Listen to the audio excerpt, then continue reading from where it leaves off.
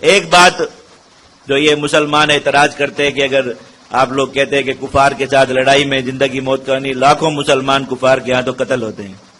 ایک حقیقت آپ کو بتا دوں، دردناک حقیقت ہے، اس کو ہمیشہ اپنے ذہن میں رکھیے۔ مسلمانوں کا جہاں بھی قتل عام ہوتا ہے اور ایسی مظلومیت کی داستانیں سامنے آتی ہیں کہ بس مسلمان گاجر مولی کی طرح کٹ رہے ہیں، یہ کبھی بھی جہاد میں نہیں ہوتا، یاد رکھیے۔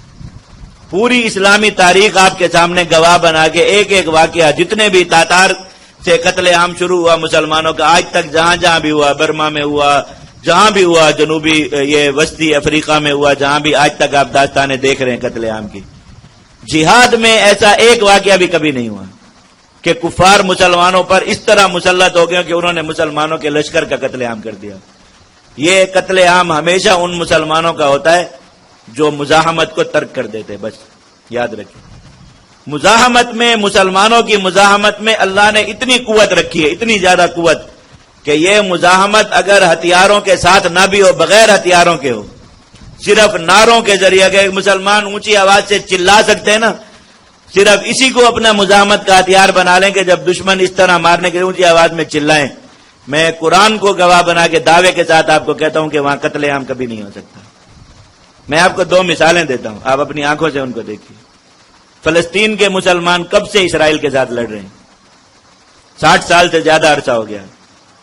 فلسطین میں 60 سال کے اندر، اور اسرائیل جیسی ایسی قوت، ساری دنیا کے قوانین جن کے لیے معاف ہیں کہ وہ ان مسلمانوں کے ساتھ کچھ بھی کرنا چاہے، دنیا اس کی مذمت بھی نہیں کرتی، کہ وہاں پر اقوام متحدہ میں بات ہوگی تو اس کا والد محترم امریکہ ویٹو کر دے گا، کسی ملک کو کوئی کارروائی اور ایکشن ہی نہیں کرنے دے گا سارا۔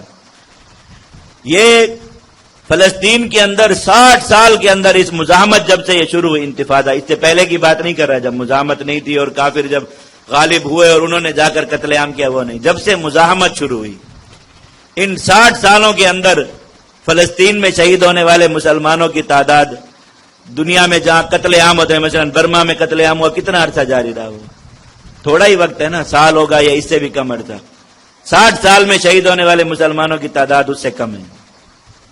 کشمیر کے اندر تاریخ کو، جو ہندوستان کے ساتھ مزاحمتی تاریخ ہے، اتنا طویل عرصہ ہو گیا، 68 سال ہو گئے، 68 سال۔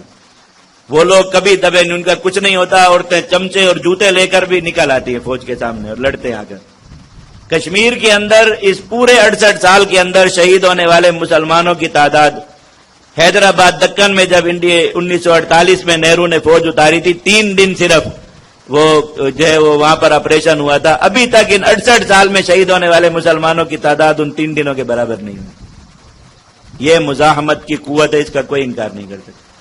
یہ قتل عام ہوتے تب ہیں جب کافر آپ کو مار رہے ہیں اور آپ آنکھیں بند کر کے بیٹھے ہوتے ہیں اپنی باری کا انتظار کہ ابھی میرا بھائی کٹ رہا ہے، اس کے بعد میرا نمبر آنے والا ہے، اور پھر یہ تصویریں دنیا میں گھومتی رہتی ہے اور مسلمانوں کے دلوں کو جلاتی ہیں، اس کے علاوہ کوئی فائدہ نہیں ہوتا۔ اور کفار کو یہ، اگر مسلمان اس وقت میں پتھروں سے مزاحمت کریں، جوتوں سے مزاحمت کریں، گھروں میں پڑے ہوئے سامان سے بھی صرف مزاحمت کریں، ایک مسلمان کے کلمے کے بھی خلاف ہے، اس کے ایمان کے بھی خلاف ہے کہ وہ اپنے آپ کو ایسے برائلر مرغی کی طرح کافر کے حوالے کر دے۔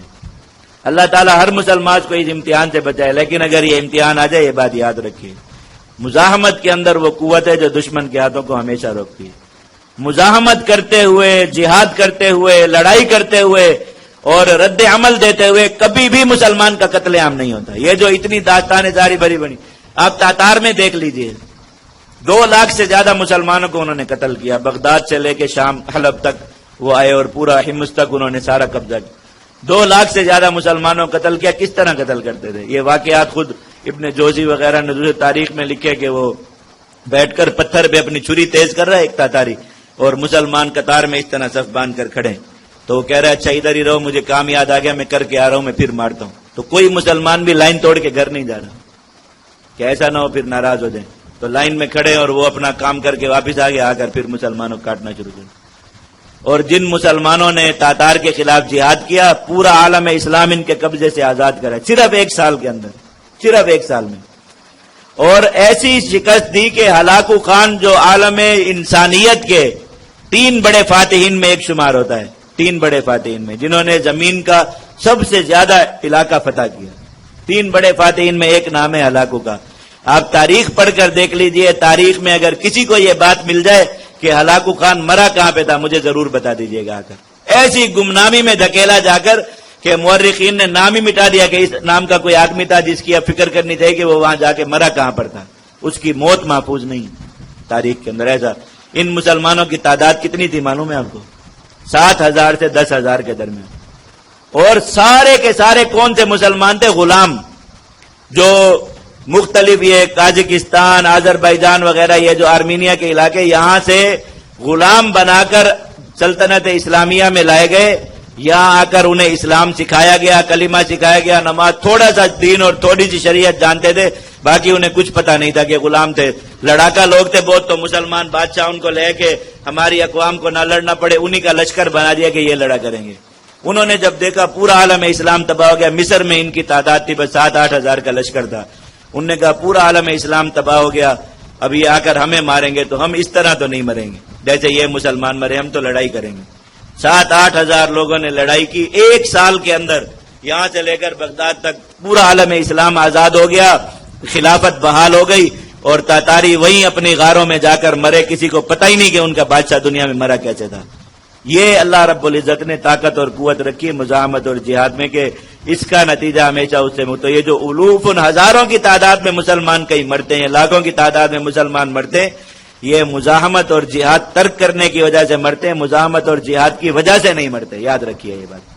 یہ جو مسلمانوں کے ذہنوں میں ایک بات گھسائی ہوئی ہے کہ لڑنے والے مسلمانوں کی وجہ سے دوسرے مسلمان مرتے ہیں، ایسا نہیں ہے. لڑنے والے مسلمان، کشمیر میں لڑنے والے مسلمان موجود ہیں، اس لیے ہندوستان کی حکومت وہاں مسلمانوں کا قتل عام نہیں کر سکتی. اگرچہ لڑنے والے مسلمانوں کی تعداد اس وقت وہاں پر، میں کہتا ہوں پورے کشمیر میں اگر اس وقت 1,000 مجاہد بھی موجود ہو تو بہت بڑی بات ہے، نہیں ہوگا اتنا. لیکن اس کے باوجود 7 لاکھ آرمی وہاں پر موجود ہے، ان کو کہیں کسی ایک محلے میں بھی قتل عام کر کے دکھا دیں. اور جہاں لڑنے والے مسلمان نہیں ہیں وہاں پر ایسے 2 ٹکے کے چھوکرے گھروں سے نکل کے آتے اور مسلمانوں کی بستیاں جلائیں گے، مسلمانوں کو آ کر ماریں گے، کاٹیں گے، عزتیں لوٹیں گے، سب کچھ کر کے چلے جائیں گے، ان کو کوئی پرواہ نہیں. وجہ لڑنے والے مسلمان نہیں، لڑنے والے مسلمانوں کا موجود نہ ہونا ہے. اگر کسی بستی میں 2-4 مجاہد بھی موجود ہوں، صرف جھوٹا اعلان ہی کر دے کوئی کہ ہم نے یہاں 2-4 مجاہدوں کو چھپا کے رکھا، دنیا نے کسی ماں نے کوئی بچہ جناؤ جو اس بستی کے اندر مسلمانوں کا قتل عام کر کے دکھا دے. ہم اسلامی تاریخ کو ہی جھٹلا دیں ساری، ہو ہی نہیں سکتا یہ بات. تو یہ یاد رکھیے، بات اپنے دلوں میں بٹھائیے، مسلمانوں کو یہ بات سمجھائیے، اپنا ایمان ایسا بنائیے کہ مزاحمت ترک کر دینا مسلمان کی شان نہیں، اور مزاحمت کا ترک کر دینا ہی مسلمانوں پر ہمیشہ مصیبت لاتا ہے. ہمیشہ کفار جو ہے وہ ان کا قتل عام کرتے، اس طریقے سے ان کو مارتے ہیں. آپ جب تک مسلمانوں نے جہاد شروع نہیں کیا تھا، مکہ میں کتنا ستاتے تھے کفار مسلمانوں کو. غزوہ بدر کے بعد سے کوئی ایک واقعہ اسلامی تاریخ میں تلاش کر کے دکھا دیجیے. مسلمان تو مکہ میں پھر بھی پھنسے رہے سن 8 ہجری تک، 7 ہجری تک. کسی مسلمان کو پھر کافروں نے انگاروں پر لٹایا. مکہ میں تو نہیں تھے مجاہد جہاد کرنے والے، مسلمان مدینہ میں تھے، اور بدر میں جہاد ہوا تھا. مکہ کوئی نہیں گیا تھا کاروائی کرنے کے لیے. ایک واقعہ کہیں سے ڈھونڈ کر بتا دیجیے. نہیں ہو سکتا کہ کافر پھر یہ کام کرے. ان کو پتا ہو کہ اب مسلمانوں کے ہاتھ میں تلوار ہے، ادھر سے کسی مسلمان کا رونا وہاں پہنچا کہ پھر اس کو انگاروں پر لٹایا ہوا، پھر پتہ نہیں ہمارے ساتھ کیا ہو. اس لیے کوئی پھر یہ جرأت نہیں کرتا. یہ چیز اللہ رب العزت نے سمجھا دی.